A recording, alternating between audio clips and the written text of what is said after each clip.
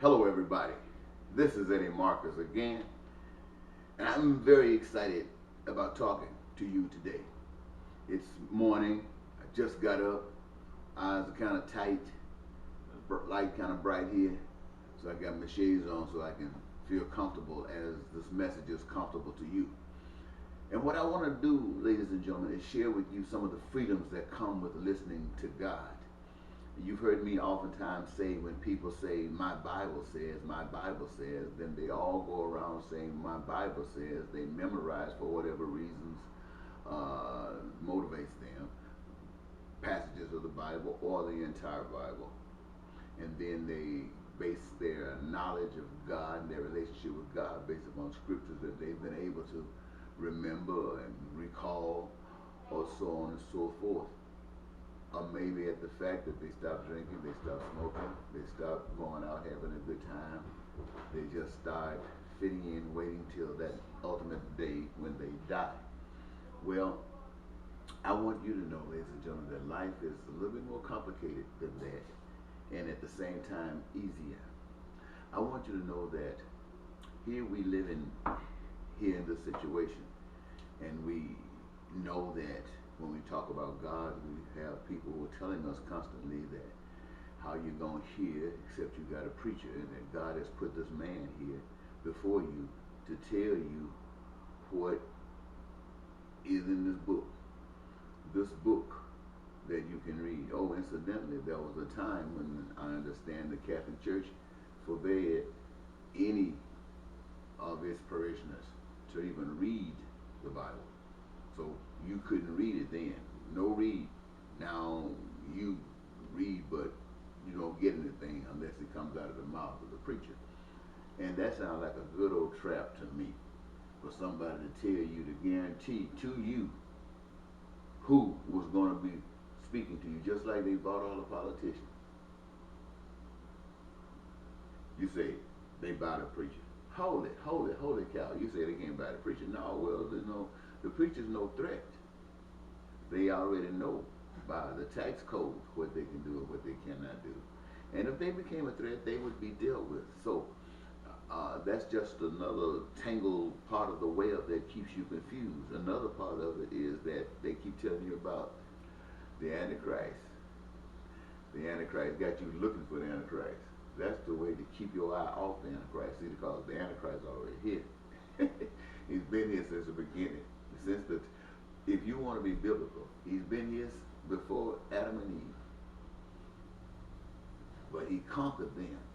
First it was just an idea, a thought, a spirit.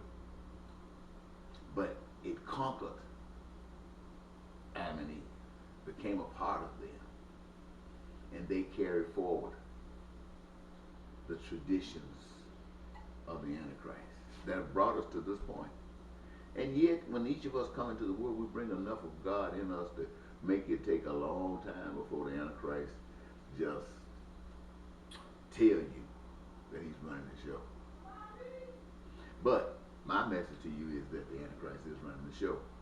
And see, here is the way that I want you to remember this, ladies and gentlemen. God, the creator of everything, you and I, assured that peace and prosperity could always reign supreme. Because like a man and a woman come together and they can have a baby, it gets life. Two men can't do it. Two women can't do it. It takes man and woman. Okay? So in order to have peace and prosperity and joy, it takes two agree. Two agree. Or more than one agree. That's how you get peace. And if you got peace, you're going to be prosperous. And if you got the two, you're going to be joyous. Now, here's what happened. God says to all humankind, treat each other like you want to be treated. Now, that should be good enough. That should in itself should just be good enough. You shouldn't mess over anybody because you don't want to be messed over. Plain and simple. So, everybody practice that. You got peace. Okay. this great wise God knew that there was going to be some opposition. So he made sure that opposition wouldn't win by saying this. Do not allow anybody or anything to mess over you. That means you going along with it. You see, because when you do that, that becomes your God. You have replaced the God of what's right and proper to the God of something that's less than that for some other reason. Now in America, and I'm thinking all over the earth, we do it because we are fearful of the unknown. We know that the Antichrist, the systems of the world, are designed till if you don't obey them, if you don't be a slave to them, blind or by force, if you don't be a slave to them, they would lock you up in a cage until you will learn how, or you just agree for to get out that you will, or they'll lock you up forever. And if people really listen to you and are motivated and start catching on and doing the same thing you're doing, then they will kill you. See, all of that should tell you that this is ruled by the Antichrist. But God has said, if they will kill you, that's what they got to do, because you're not going along with any of it, because that's not your God. You're going to resist it all the way. Now, those people who resisting it, getting killed, like I name a few of them, like Gandhi, Abraham Lincoln, Martin Luther King, Malcolm X, Medgar Evers, Robert Kennedy, John F. Kennedy, the 3 little boys down in Mississippi, the little white woman out of Alabama down in Mississippi, Medgar Evers, and so many, many, many others that are not even remembered or known, who have given their lives just to be free. And see, the trick of it is this, ladies and gentlemen, you don't know it. No one would dare tell you from the system, is that before you were, God is. And because God is, so are you. And for whoever is afraid of death, every human being on the face of the earth, probably at one time or another, is going to face it. You can't get around it. So, how you live is more important than how you die. So if you live righteously and you die because of your righteousness, don't you think that at least the God above, if there's something that you should be rewarded for, such is aware of that and will take care of that? So we don't have to worry. I'm talking to you right now. Right now, I have a decision to make. I can disregard every law that exists that works against righteousness. That's my duty. But for strange reasons, we will say, well, we're not going to rock the boat because it's not going to do any good. It does. What do you do? The moment you do it, it's doing good. Because it's good. Ladies and gentlemen, let me tell you this. Based upon what I just told you, not anywhere in the United States of America, not anywhere on the face of the earth, should there be peace. There should be total chaos.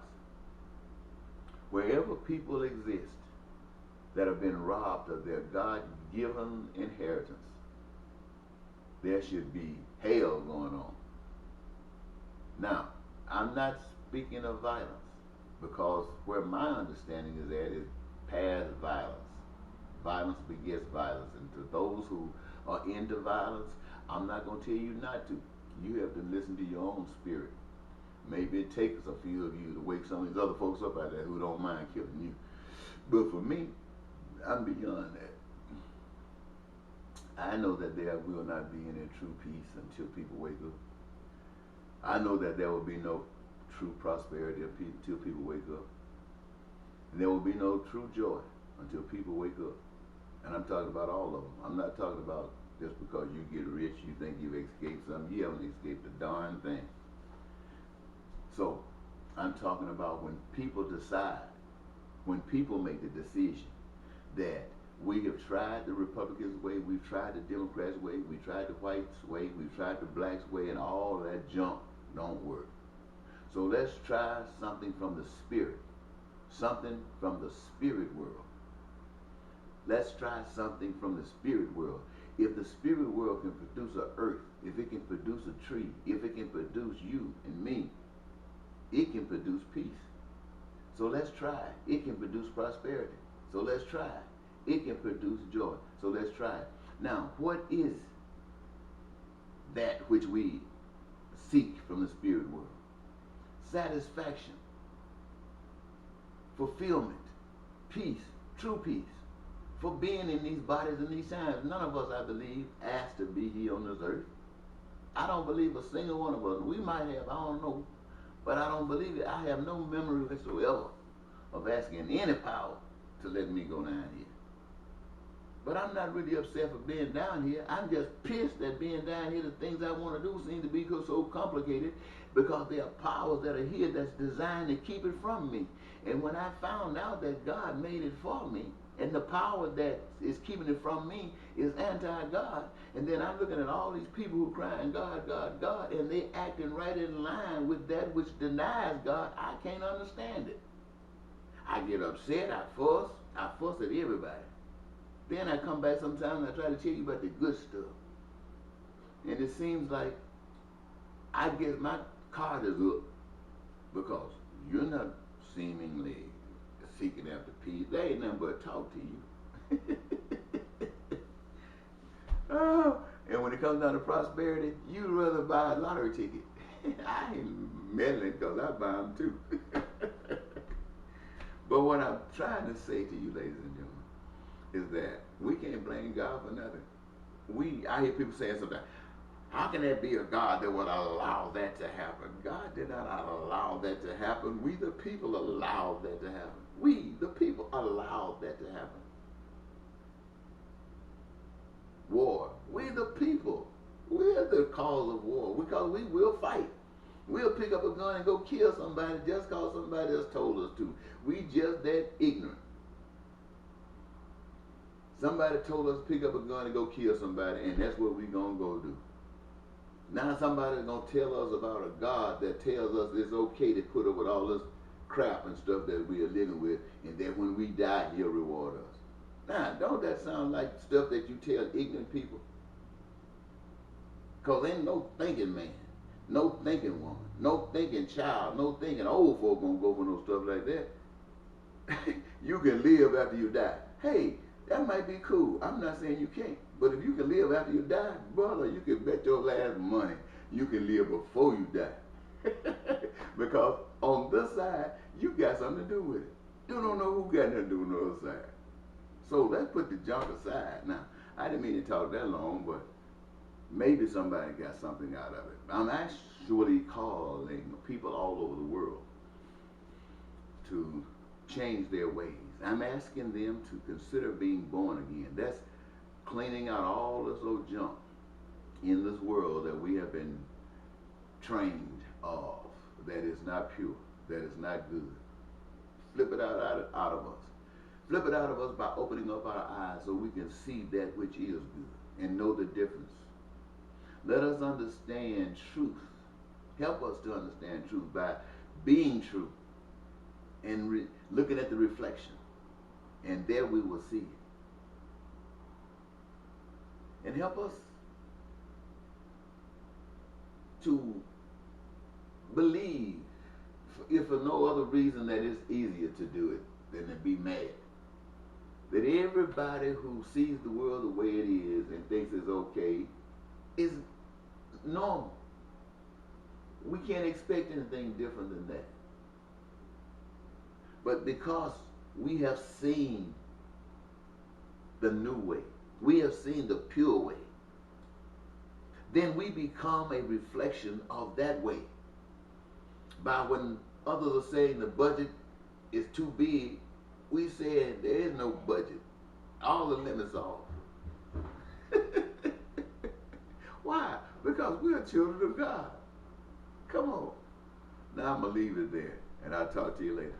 Bye-bye.